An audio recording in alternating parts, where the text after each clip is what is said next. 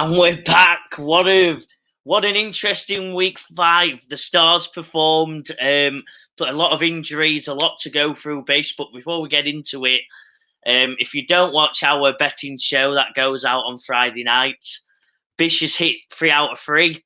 He's had a fantastic. We've had a rough start between us, but he's hit his 3 out of 3. He predicted it, but has he got Bish? Are you with us?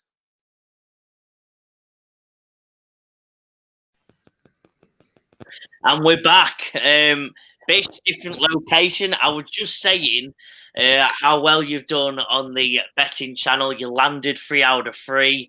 Really buzzing after a tough start we had on that Friday night show, but you've done it. I think I landed 2 out of 3 if you give me half a point because a player, Jameer Gibbs, didn't end up playing, so I'll give myself a 1.5, 2. I don't know, Bish. I don't know how lenient you are with. We had a good week anyway. Well done, Bish. You killed it, and everyone watched the betting show as well because Bish has got some brilliant bets, and you can have a laugh with mine and laugh at me on the week after. We weren't far off. Tag was a Mark Andrews fingertip away from nailing his treble as well. So good signs. Hopefully, we're all there or thereabouts. Like I said, we got that first full house, so hopefully we can kick on for the rest of the year. Now getting on to the fantasy, Bish. We've got a tough. There's a match actually tonight, and it's got massive fantasy implications. I'm kind of plugging myself here, but it's me versus Tag as the first one. There's currently 2 points between it. He's 2.5. He's on 91.96. I'm on 88.08. With both one player left to play, Bish. I've got Christian Watson. Tagger's got Luke Musgrave. What's your thoughts, Bish? Where are you going with? I've let you down here, Anna, because obviously, just for those that don't know, I've put out a social media post with the course matchups, and Tag actually had Aaron Jones in his lineup. So whether that's triggered him to have a look at his team or not, I don't know. So I can only apologise for that, Joe. Obviously, that wasn't the intention. I was trying to build up that close finish. So yeah, he's gone with Musgrave in their tight end. So that'll be interesting. Obviously, Christian Watson for yourself coming back. I think it should be a close encounter. If you can jag a touchdown off Watson, I think you might be home and dry. So we'll see how it goes. Yeah, it'll be interesting to watch the highlights of the Green Bay game tonight. But it's not the only close one, Bish, is it? I believe yours, the second one, you versus Jordan Lane. You've got Josh Jacobs to play. Laney doesn't have anyone, but he is currently 9 points. No, that's 8 points. 8 and a bit, I think. Yeah, it's. I got bailed out, I must admit. All the talk of Trevor Lawrence, I actually benched him this week, and it's come back to bite me because I put Josh Dobbs in and he only got 10 points. So I dropped 5 points there. But then the 49ers defense pulled it around for me, got me 16 points overnight, which was great for me. And it's brought me back into contention now. Like I said, we need just over 8 points from Josh Jacobs. We talked about him early on in the year as not starting very well, and then he had a steady-ish game last week, although mostly through his receiving work. So I'm hoping that can continue tonight, and we can jag that just over 8 points that I need to keep the pressure on the boys at the top, just in case what happens tonight. Who knows? I've undefeated so far, so I'm nervous. But based just on your one, just Jacobs, obviously, is against Green Bay Packers. Packers can't stop the run, Bish. I think you've comfortably got that, unless something crazy happens to Jacobs. Again, I'll find a bit of wood to touch, but unless something crazy happens, I think he's comfortably got 8 points in the bag. They're not very good at stopping the run. It's the one weakness along that Packer team. And I think you might be going 4-1 this weekend, Bish. But I won't push it too much because you'll fingers crossed. if it doesn't. You never know the game script. If somehow Green Bay come out flying, and then the Raiders have got to catch up. It's who knows what could happen, but yeah, I've running back one from last year, the main man last year. I'm hoping he can get me 8 points. Yeah, and he's getting better and better each week. And as you said, I think he's looking good. And against a weakened run defense, Bish, let's see you at 4-1. I'll probably be at 5-0. If Tag's watching this post tonight, actually, and watch it when it comes out tomorrow, he'll be laughing at me if I've lost there. Well, let's get straight into it, Bish. Quite a few injuries. Let's get into the injury report. Start us off with your first player. I think I'm going to go with Anthony Richardson straight off here. The big one, the quarterback for the Colts.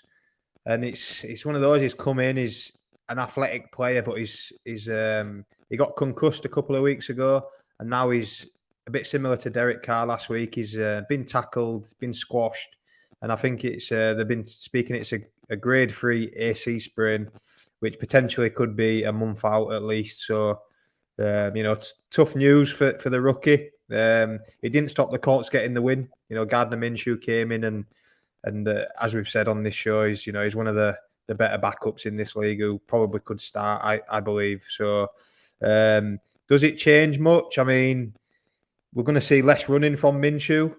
He's in the pocket passer. Josh Downs has been his favourite target when he's been playing this season. He had a big game at the weekend, 6 receptions for 97 yards. So he's a solid target, and if anything, it opens it up a bit more for Zach Moss and Jonathan Taylor. So, no running from Minshew, but Taylor thrown back in there may get that extra work. Yeah, I think it's massive. Sorry, I shouldn't say massive. I'm going to exaggerate. I think it does have good implications as a fantasy team. And I hate to say that, obviously, for a player to be injured. But I think it probably upgrades everyone on that Colts team just 1 or 2 points higher, like you said, because he's not running and he's a pocket passer. And wide receivers are going to be happier. They're going to be getting more ball because Anthony Richardson's going to be running. That part of the offense. I think obviously when he got injured, it was a designed run play for Anthony Richardson. Minshew's going to have no designed run plays, as you said. So I think that upgrades the running back, upgrades the wide receiver room, probably upgrades the tight ends. And obviously it is sad because he is injured. But yeah, as a fantasy player, you're probably a bit more excited about the Colts. And if you've got any ownership in any of them Colts wide receivers, which you may do, I don't think there'll be many, but they'll probably be coming to that flex contention now. And then obviously, as you said, Zach Moss and the man Taylor is that you're starting to get juice of lips, aren't you, Bish? I think you're thinking, wow, if that it's in play now, take all them designed runs for Richardson and put them in Jonathan Taylor or even Zach Moss's hands this year. You're buzzing. You're so excited. Yeah, Matty Grimes thought Jonathan Taylor was coming back this week and would set the world alight for his fantasy team, and it didn't quite happen for him. I think 57 points is the lowest we've had this year, so he's had a tough week, Matty Grimes. So we'll be hoping that this news brings Jonathan Taylor back into contention a bit more. Bish, I'll take you through my one, and it's probably the number one fantasy player in the NFL. It's Justin Jefferson. Picked up a bit of a nasty looking hamstring injury, Bish. I don't think there's an official, as the last time I checked, I don't think there's an initial report on how long it definitely will be. Have you seen anything yet? No, it came quite late in the game, didn't it? So I think it's just a case of getting him assessed and seeing how that goes this week. Generally, if you play Sunday, you'd think that Monday they'd get the MRI scans and stuff. So maybe the next 12 to 24 hours we'll probably hear something, I think. Yeah, but they said it by the eye test, it doesn't look brilliant. I think they're thinking it'll be multiple weeks off, which is obviously, if you're a Justin Jefferson owner, you're probably absolutely devastated by this news. In many leagues, he was the number one pick. Where did he go in ours? Did he go number one? I got a thing like he might be number 3. He was up there. He might have gone number 1. I think Isaac picked him number 1, yeah. So you've got number one pick in most NFL drafts. One of the, like you said, the cornerstone of most players' teams. I think you're nervous. If you're a Jordan Addison owner or a KJ Osborne owner, you're getting more excited. I've got a bit of stake in Jordan Addison. Again, can't say I'm happy about him getting injured, but I'm definitely excited for what Addison showed. By the end of the game, again, Kirk Cousins turned to Addison when Justin were injured. I think he got 5 receptions after Justin Jefferson were injured. And I think Addison fans will trade high, go get him, because you've got a guaranteed. I think you've got a guaranteed very high workload for the next couple of weeks, probably at a minimum from what the initial thoughts of his injury are coming across. Yeah, and he's he likes a touchdown, doesn't he? Kirk Cousins likes Addison in that end zone. Obviously, TJ Hawkinson will get some more work as well. So, yeah, it's any one of their passing threats. I think it's worth picking up. Like you said, KJ Osborne might be an interesting waiver pickup to see what happens with how long Jefferson's out for. Because yeah, he's a big loss to not only the NFL but obviously to the Vikings, because Cousins for us, they chase games constantly, so it'll be a big loss. Yeah, and to be honest, the another negative that might actually be to Kirk Cousins himself. I'm not as confident if you are wavering and streaming quarterbacks. If you didn't pick a quarterback in the first 8 or so rounds, you'll probably be thinking, I'm not as confident in Kirk Cousins because that guaranteed wide receiver catch that Justin Jefferson is guaranteed 8 or 9 catches. When Cousins looks up, he throws it to one man mainly, and one man when he's nervous, and it goes to Justin Jefferson. Will the offense run as smoothly? Will it be as effective? I guess time will tell. I guess it depends how much Addison and Osborne step up. But yeah, I think for at least the next week, I'm not streaming Kirk Cousins in my lineups. Yeah, it's a big call. The only thing with that is I'd say is the defense is that bad. He's going to have to throw it to someone. Like literally, he has to. So yeah, but obviously it hurts him massively. You take one of the best wide receivers out of your team, without a doubt. It's going to hurt whoever you are. So yeah, obviously being a fan of the NFL, hopefully it's not a long injury, and I'm sure we'll hear something in the coming days. Yeah, Bish, second injury, please. My second one, I was torn on this one. But I'm gonna go with Zay Jones for the Jacksonville Jaguars. Weeks 3 and 4, he was actually missing with a knee injury, and then he comes back, and although he jags a touchdown and a few catches, he misses time again with a knee injury. So I think it's back to the MRI scans for him. But just with the way the Jags are, what I hoped at the beginning of the season, them throwing the ball about, as we've said a number of weeks, I've been a bit down on them, but it seemed to be this week where they came out swinging. And Lawrence is sort of targeting everyone, really. You've got Ridley, Christian Kirk, Evan Ingram. Zay Jones obviously got some work, so he's out. So I don't think I'm not really sure who it helps in terms of what focus, is there a player who'll step up? I'm not sure, because I think the work will get distributed about, which it has been doing already. So if anything, it's obviously one less mouth to feed with Zay Jones out there, but it could be Ridley, it could be Kirk, it could be, Evan Ingram. So I'm not really sure there's anyone who is available who you can pick up who this one would benefit, but it sort of obviously takes Zay Jones out and maybe adds a few extra receptions or targets to the other 3. Yeah, I think you've covered it nicely there, Bish. Don't really have, Zay Jones. Yeah, he's been good, and he's had some good moments, and I think we've followed the Jaguars a lot on this show. Probably being the UK based team, probably holds a bit more emphasis for us, and they got it going. So happy for him. Sad about Jones, but hopefully Ridley owners and like you said, Christian Kirk owners do see a bit of an uptick in a mediocre year for them so far, an up and down year, I think, so far. I'll end it on a bit of good news, Bish, for fantasy fans. It's Saquon Barkley is reportedly to be definitely back in week 6. They thought maybe he'd be back this weekend, but he's meant to be back in week 6. I'm mainly bringing this one up is because we've seen how bad that offense is. I think it's with some of the worst defensive teams I think I've seen in years. They're the worst. They're the worst. We've got the Patriots out there. We've got some bad teams. Even the Panthers, I guess, have been up and down. We've got some bad teams on offense this year for whatever reason. These topped a lot.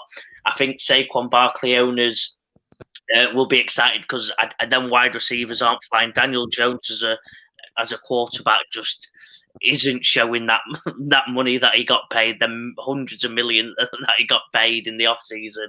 It's not paying off, and I think this might give a massive uptick to Saquon Barkley. We saw how ineffective Matt Breida was at the weekend. I think he's definitely got a ceiling because the offense isn't good enough. But I'm happy he's back, and hopefully he can give any hope to this offense and take some eyes off some of them receivers, open them up a bit more, and let some form of offense. Because I still don't believe they've had a offensive touchdown yet, and it's been 2 defensive touchdowns so far this year to start them off.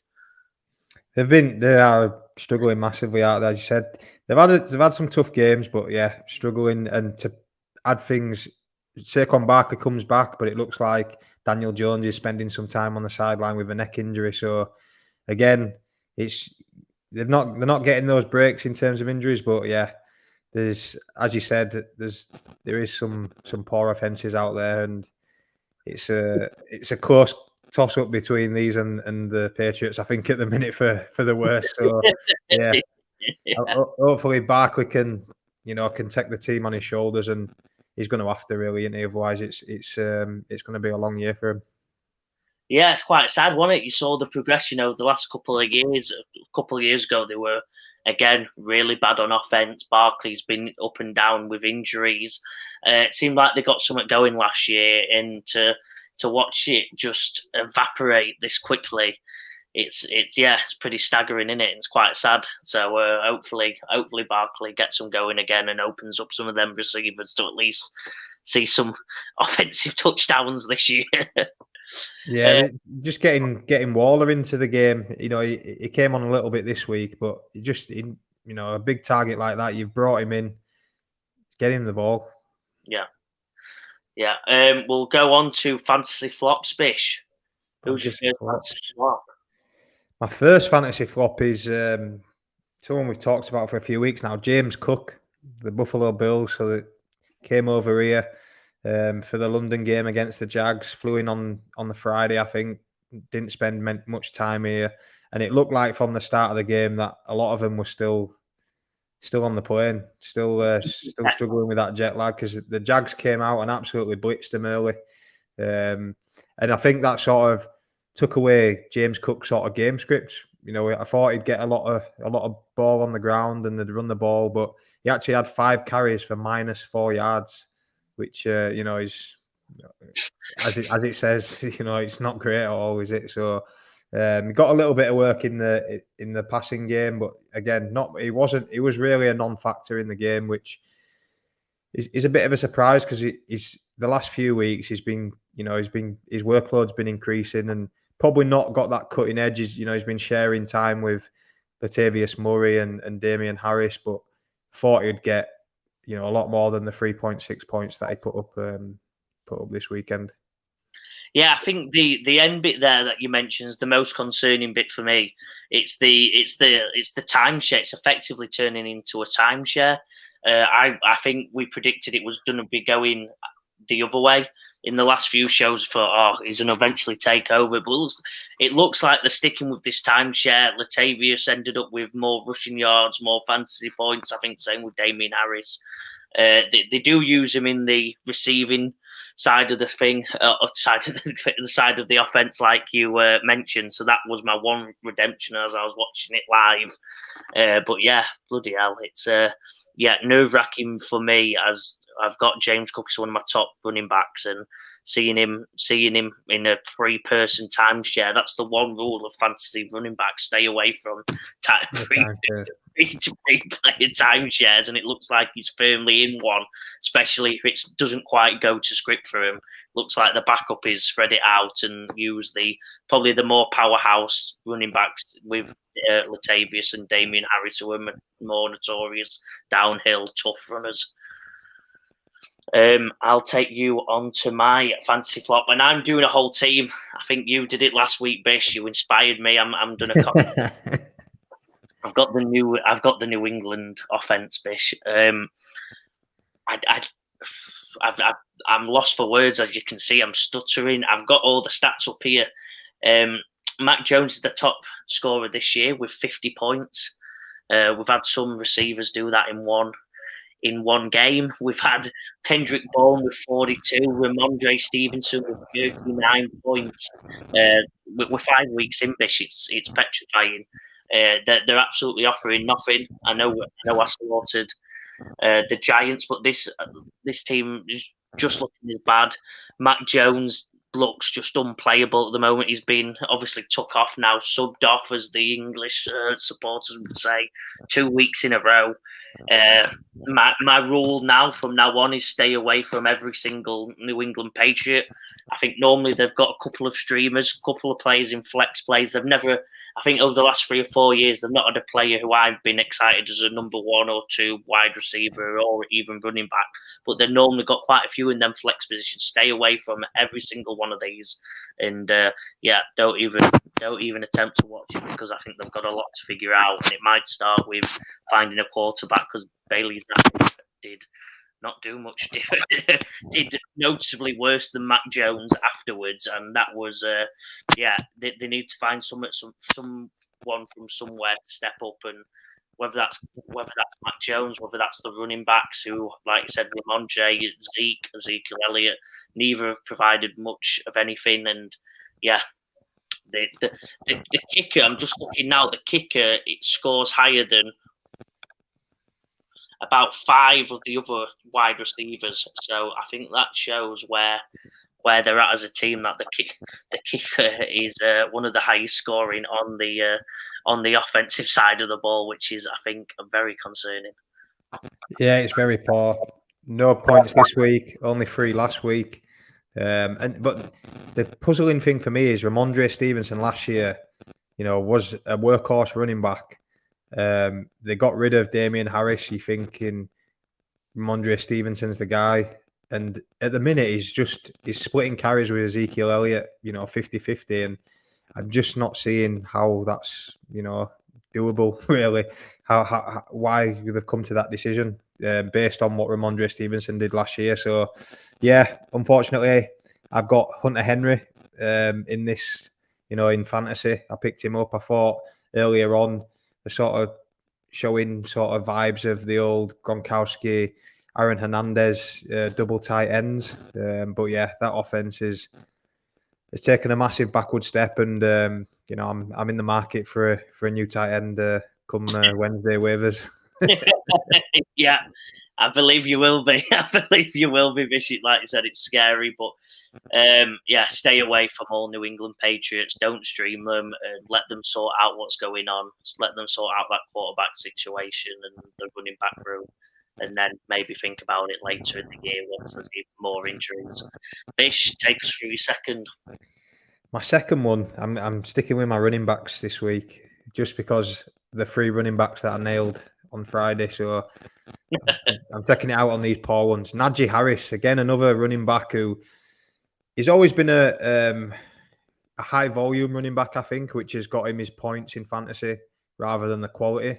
But I think he's just, I don't know, he's losing a step, or I don't know what it is. The offensive line is not helping him as much. But he had 14 carries for 37 yards against the Ravens. That's like just over 2.5 yards a carry. And he's getting his work eaten into by Jaylen Warren as well, the running back there. He was actually pretty much taken over as the passing down running back, but he's actually now getting on the field as one of the main running backs. He actually had 9 carries for 40 yards as well in that game. So still a bit behind Najee in terms of the numbers, but he's outperforming him in terms of the yards per carry, and he just looks a lot better at the minute for me. So it is a worrying time for Nagy owners, I think. Unfortunately, I had to sacrifice Jalen Warren, and I think it's hurting me now because I could do with him in my team. Yeah, I was the lucky recipient of that sacrifice, and I was happy. He might have single-handedly saved my fantasy week against Tag, because he's come in. Obviously, I've got Saquon out. James Cook, as my main running back's had a terrible performance, and he stepped up for me, Bish. He stepped up, got me a solid, I think, 8 points, and that's what you're looking for a stream. He did well. He looks even better on the pitch. Yeah. Najee Harris, I don't know what to say. I don't know whether they overused him too early on, and he's just not quite got that same vigor, that same explosion, that power. He was one of the best running backs in college. Came from Alabama, looked unbelievable. I don't know what's happened to him. He just don't look that good, Bish, does it? Simply, I don't know. He just don't look that good.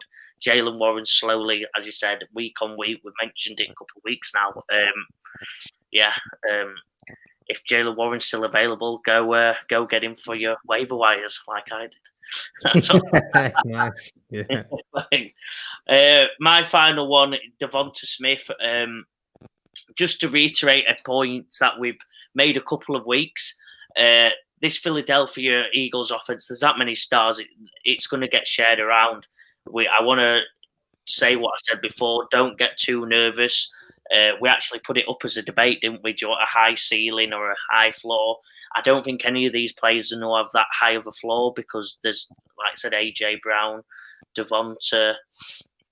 You've got the tight end. Bish, help me out. Yeah, got it. Dallas got it. He got a big workload against the Rams this weekend. Yeah. Yeah. So you've got multiple players there that can be on the receiving game, and obviously they've got they're a running back heavy team as well, and obviously the quarterback himself is a fantastic runner of the ball. So you've just got that many mouths to feed that one person a week will be a lot lower scoring than the other. Going into that argument, I don't mind it. I can put up with it as long as he plays well next week, because he's had 2 bad weeks now. Yeah, AJ Brown seems to be at the minute. I think it actually flipped. Like maybe week 2, week 3, it was Devonta Smith getting all the work. AJ Brown want to appear. Now the last few weeks, it's been AJ Brown who's absolutely taken over. So like you said, we said it with the 49ers. It's just week to week. Boom or bust sort of players, but when they hit, generally they win you the week. Yeah. Right, Bish. I think the next segment is your segment, the classic Bish's breakouts. Take us through who your first breakout player of the week is. Well, my first one, I think. I don't think he scored the most points. I think he scored the second most points. Jamar Chase, 44 points he got this weekend. Set a Bengals single game reception record with 15 catches for 192 yards and 3 touchdowns. I think the biggest one was a 63-yard touchdown pass from Joe Burrow, who's looking a lot better in the pocket. He seems to be moving a lot better, especially was this game. So that can only be great things. And we spoke about T. Higgins being out and what impact that would have. And it's just everything's going to Jamar Chase. I think he said after the game last week, he said, I'm always open. He might have put some expletives in there as well. But and this week after the game, he posted a picture on his social media of a 7-Eleven store. They're always open, 7-Elevens, aren't they? So, yeah, so a bit of humour there. I enjoyed that from him. But, yeah, unbelievable. We spoke about Justin Jefferson earlier. This guy's, for me, he's up there as well. So, yeah, big week from Jamar Chase, and the Bengals, maybe a bit of a revival coming. Yeah, certainly looks so. Obviously, Burrow needs to keep performing like he did. It was against a weak team, though, Bish. That's my one worry. I think if the 1 week that they were going to see an uptick, it is this week. I want to see them play one of the better teams in the league and show some of that explosion. But like you said, if Jamar Chase out, he's simply one of the best wide receivers in the league. He looked brilliant. It just made my comment of Tyler Boyd on the waiver wire pick up a bit more embarrassing, because it's not getting spread around. If T. Higgins is out, it's going to, as you said, the one man and one man only. Yeah, he's a hoover. I'll go on my Bishop's breakouts. Along that road, the number one scoring player in fantasy this week, DJ Moore. I don't know where this come from, Bish. Again, a lot of speechless performances on the good and bad side of the field this week, and this was one of the good ones. Justin Fields to DJ Moore. It was 8 receptions for 230 yards and 3 TDs, and it should have been 4. It should have been 4. He got disallowed a catch. They said he went out of bounds on review, which normally they always do. On review, he didn't. I don't think he went out, Bish. I don't know if you've got a different opinion, but I think it should have been 4 touchdowns. And what a game! What a game for DJ Moore! What a game for Justin Fields! It was looking one of them offenses that I said would looked historically bad. This was the Bears were one of them. I don't know where this has come from. It looks like Justin Fields might have gone, let's stop playing. Let's not start spreading it around. Let me just look at DJ Moore. Let me just throw him the ball, and I know he'll make that catch if it's around his vicinity, even if there's a defender in his face. Yeah, unbelievable. And a big shout out to Sam, the fan in our league, who actually rostered both DJ Moore and Jamar Chase, which gives him his first win of the season. So, yeah, well done to him for having those two in his team. Wow, what a week! Yeah. Oh, sorry, go on, Bish. Oh, sorry. Moving on to my second one, I'm torn between 2 running backs here, but because I've lent Jags quite a bit, I'm going to go the other way. So I'm going to go with Zach Moss here for the Colts. And as we spoke about, Jonathan Taylor's back. He signed his new contract. We're all expecting everyone to see Jonathan Taylor pick up from where he left off. But Zach Moss has different ideas. Zach Moss has been, single-handedly just taking every carry for this team in the backfield. And he had an unbelievable game, 32.5 fantasy points, 165 yards on the ground, 2 touchdowns. And he carried Jonathan Taylor 23 carries to 6. So this obviously bringing Jonathan Taylor back slowly, but with a performance like this from Zach Moss, this is sort of telling me that he's going to have a role in this offense. So, those Jonathan Taylor owners, I think he's going to be eating into your carries there. But, fair play to him. The last five weeks he's been on fire, hasn't he, for this offense. So, and been helping them win games. So, yeah, big shout out to Zach Moss. Yeah, simple as that, isn't it? He's been winning them games. I think that's the statement, isn't it? How good has he been? They probably should have lost a couple of these games. They probably don't have the team to do it, and he's just playing unbelievable. The big question, Bish, obviously you alluded to it. I want your prediction though. What do you think the workload split will be once they get into it with Jonathan Taylor and Zach Moss? I think it'll slowly improve. So I think numbers-wise, I think I was reading Jonathan Taylor was on the field for around 16% of the snaps. He was on the snap count, I believe, as well. Yeah, well, they're going to ease him back in. It's a long year. They've just given him, although they resisted paying him the big money, they've actually given and give him this big money. So, they want to do him right. They don't want him injured straight away. So, yeah, I think it'll probably end up to being like, I'm going to say 60-40, Jonathan Taylor, with a bigger share eventually. And like we said, in this division, the AFC South, it's so tight that, they're quite possibly in the playoff race at the minute, let alone winning the division. So it's a long season. We're 5 games in. Jonathan Taylor had an ankle operation in the off season, so he's not really had a preseason camp. So I think they'll slowly bring him in. But while Zach Moss is doing this, I don't see the rush in terms of upping Taylor's carries too much. Even if Jonathan Taylor, I think, does come in and take over a lot of the snaps, with being paid the money, kind of has to be highly included in this offense. I think it makes him a massive trade candidate, Bish. I know I've claimed a lot about these trades, and there's not much that have happened apart.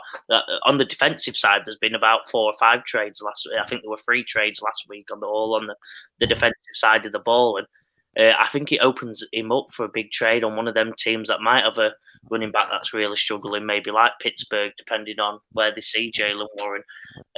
I think it opens him up, and I think there'll be a lot of teams after him with how good he's looked. For whatever reason, he's just exploded out in Buffalo. I never thought he looked that impressive, to be honest with you, Bish. I never once went, wow, that man's getting hard done by Buffalo, but yeah.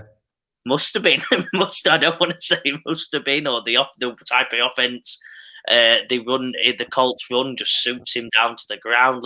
I don't know, but I think he could be on the trade block, and I reckon he might be going somewhere in the season. So I'd keep a hold of him, even if he will get, like you said, reps in the offense. But even if Jonathan Taylor did take over and let's say take 75% of it and really take Zach out of fantasy, complicated, he'll still be a brilliant backup. But I reckon if that happens, there'll be a big trade and Zach Moss will be on the team in the next couple of weeks.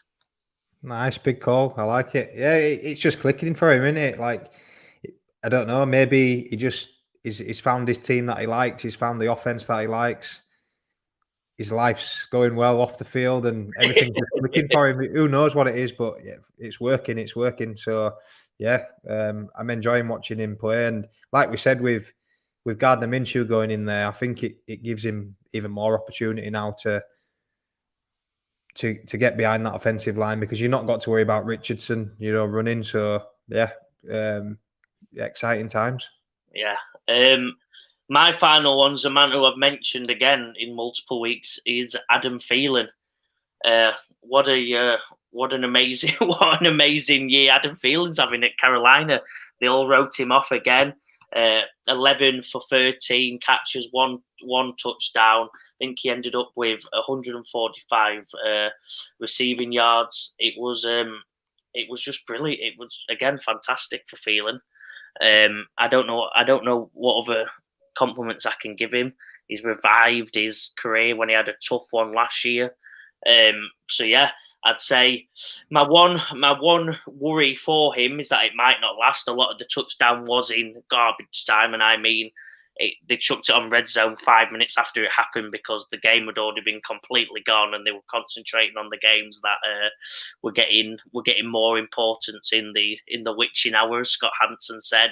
But they showed it at the end, and yeah, that's when he got his touchdown. So I remember this. It really brings up what happened in Chicago a couple of years ago with I've gone blank. Allen Robinson. 2 years ago, Allen Robinson was a garbage time wide receiver. It's quite my friend Jake had him, who was my roommate. We'd watch him, and you wouldn't see him all game. And in that fourth quarter, he'd end up with 16 to 20 fantasy points and a touchdown, because in garbage time, that's who they just threw to. It didn't last. So that's my one worry with Thielen. It's a one-person example, so it has no mathematical probably importance, but it's just a precautionary tale of don't invest too much, probably don't trade super high, let it play out. I guess my advice would be let Adam Thielen owners enjoy Adam Thielen, because I wouldn't trust that it's a season-long thing that he's going to be this successful. He might be serviceable, but that's my one cautionary tale of this video, Bish. No, I'd agree with that, because I think in the build-up to this weekend's games, they put a sort of message. Well, I don't know if they put it out, but the message came out, or the rumor came out, that they're looking for a number one wide receiver. So yeah, that's a fair call. Obviously, he's the favourite of Bryce Young, Andy Dalton, whoever's at centre.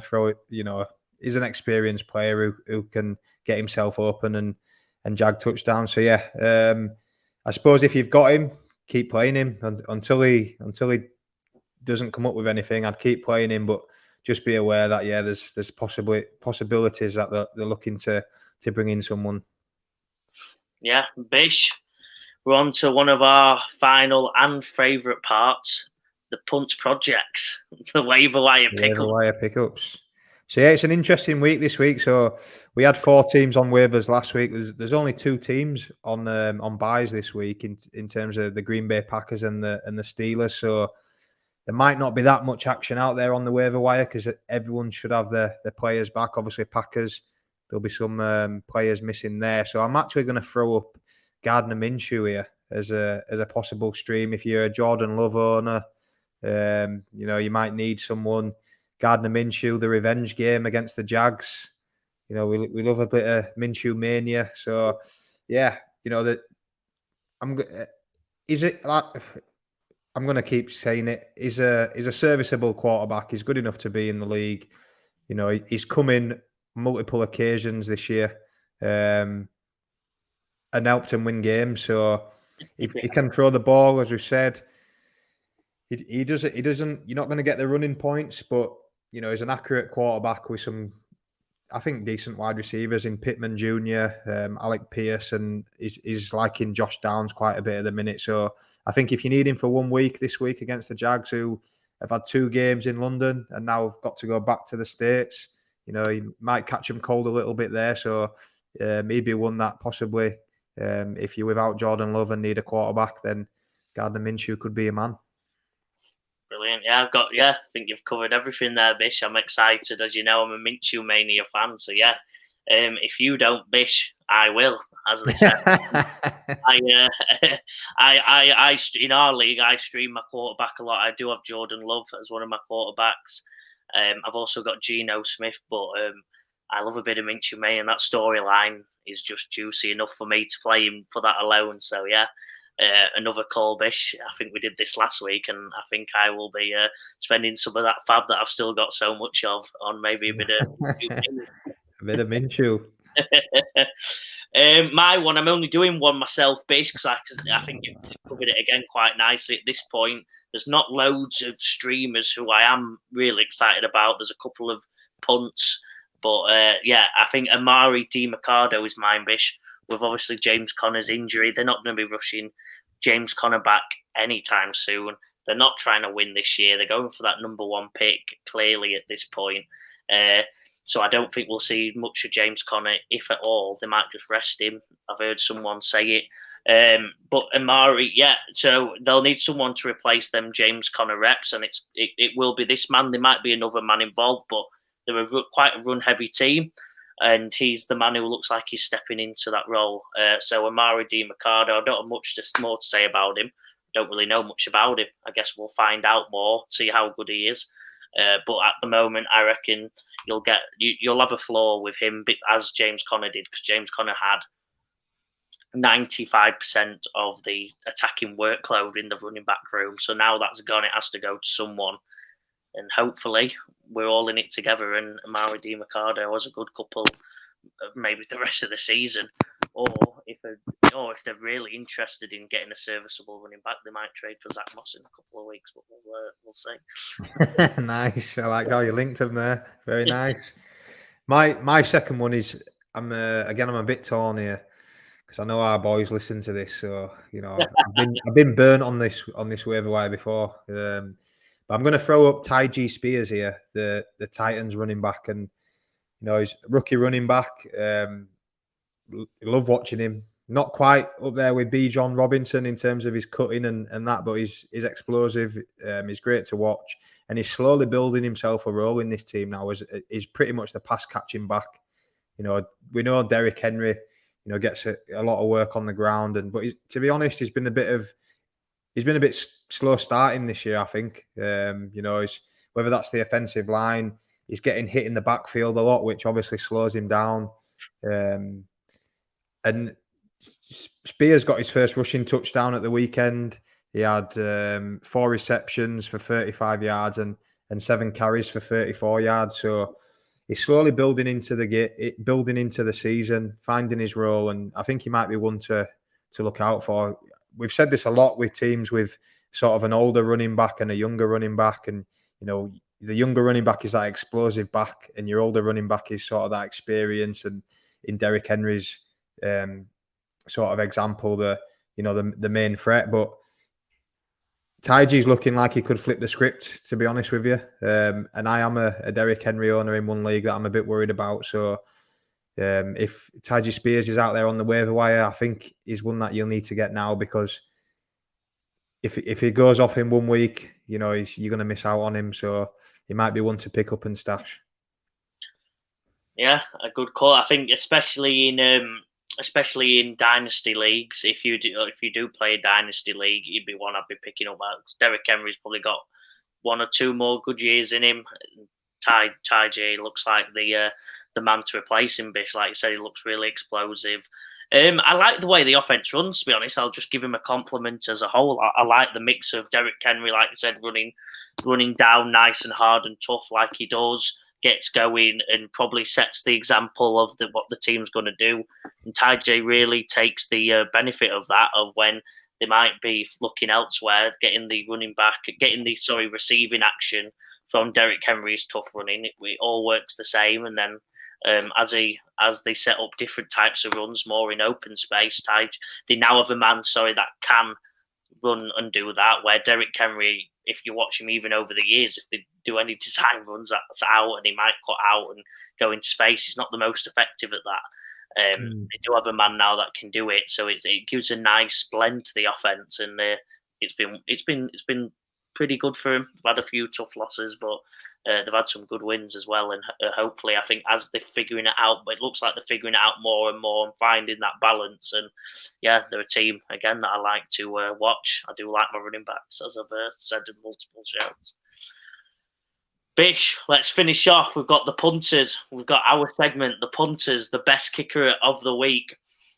I'm just going to rattle one off and give some love to an offense that we've been getting stuck into the last couple of probably every game this season up until this week is Cincinnati Bengals.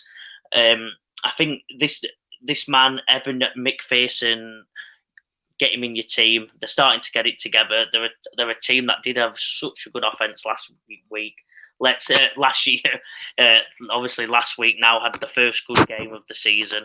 Let's hope it carries on. And obviously, as a kicker, them higher touchdowns, you get that higher floor, and he becomes at least playable.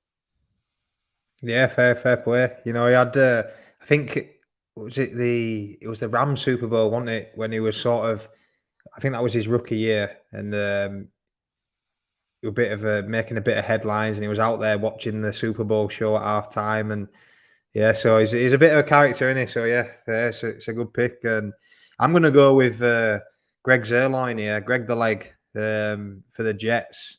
You know, a big game that one, the Jets for the Broncos. You know, Sean Payton had said Nathaniel Hackett did the worst job possible. You know, when he took over from him at the Broncos. So Greg sort of kicked himself to victory here, giving Nathaniel Hackett the match ball. You know, it's a big win for the Jets there. And he's like I said, he's kicked 5 field goals and 2 extra points in a 31-21 win there. So yeah, Greg the Leg, a former Ram. So yeah, I'm behind him every step of the way. Greg the Leg, we'll end the stream with that one. Greg the Leg, well done, and hope you carry on kicking as well as you do. Oh, Bish, give us your final message. Like, subscribe. Any questions? Get them in. Obviously, another London game this week. The Titans v the Ravens that I'm going to, so I'm looking forward to that one. Get to see Derrick Henry and Taji Spears in the flesh. So yeah, that'll be great. But yeah, another week wrapped up. Concentrate on this week, and we'll see what happens tonight. Good luck, Joe.